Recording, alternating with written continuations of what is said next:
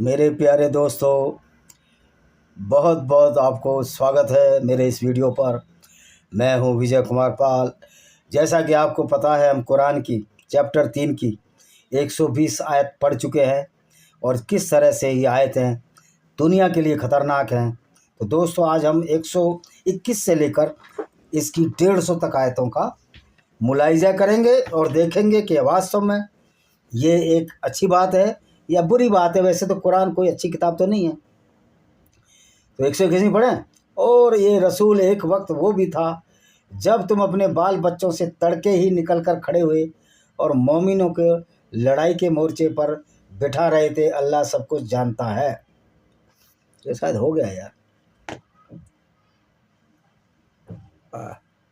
तो दोस्तों, अगला भाग पढ़ना पड़ेगा हमको।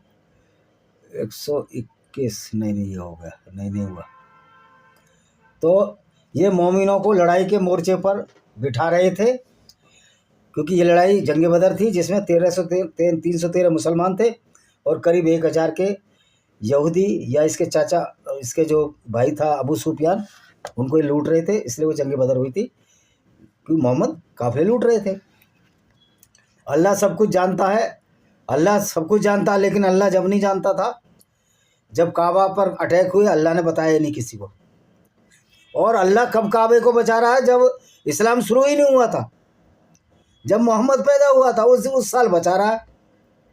हाथियों का अटैक हुआ था और अबाबिल जो पक्षी, उसने छोटे छोटे पत्थर हाथियों के गर्म डाले थे, जो हाथी का आर पार हो गया, सही हाथी मर गए। क्या मूर्खतापूर्ण बात है यार। इसलिए मैं कहता हूँ, हर मुसलमान जो कुरान पर विश्वास करता है, उससे बड़ा कोई मूर्ख नहीं है। ये उस वक्त का वाक़या है जब तुम में से 2 गिरोह ने ठान लिया कि पसपाई करो, और फिर समझ गए कि अल्लाह तो उनका सरपरस्त था।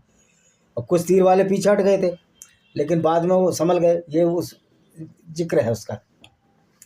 यकीन है अल्लाह ने जंग बदर में तुम्हारी मदद की, बावजूद तुम दुश्मन के मुकाबले कम थे, यानी कम थे। तो मोहम्मद ने चूतिया बना दिया कि 3000 फरिश्ते भेजूंगा मैं।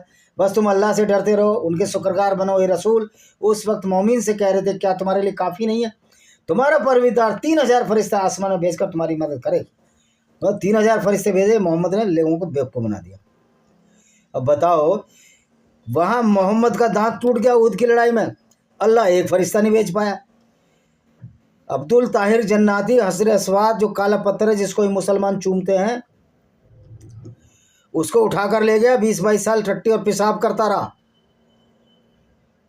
और उसको बड़ी हाथ पैर जोड़ के कुछ पैसा दे के हिलाए, और उसको ये चूमते। अल्लाह जब रक्षा नहीं कर पाया।